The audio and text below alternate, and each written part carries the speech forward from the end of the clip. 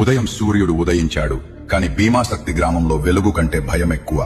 పట్టణం నుంచి వచ్చిన పోలీస్ జీప్ ఆగింది. అక్కడ పాత గుడిసె దగ్గర ఒక మృతదేహం చుట్టూ రక్తం. కాని ఆ మృతదేహం పక్కన ఒక చిన్న తెల్ల పువ్వు మాత్రమే ఉంది. పోలీస్ ఆఫీసర్ ఆశ్చర్యపడ్డాడు. రక్తం మధ్య పువ్వా? ఇది ఎవరి సిగ్నల్?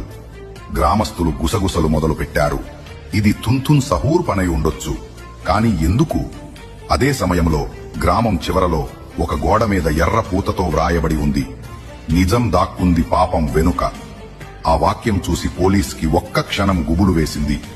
అతను తలుపు తట్టి అడిగాడు, సహూర్ ఎక్కడా? కాని ఎవరికీ తెలీదు. ఆయన ఇంట్లో కేవలం ఒక పాత ఫ్రీ ఫైర్ మ్యాప్, దానిపై ఎర్రగా సర్కిల్ వేసేసిన ప్రదేశం, క్లాక్ టవర్.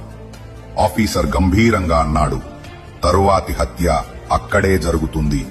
ఇప్పుడు మొదలైంది అసలు ఆట. ఇంకా ఏమీ జరుగుతుందో తెలుసుకోవాలి అని ఉంటే పార్ట్ 3 అని కామెంట్ చేయండి.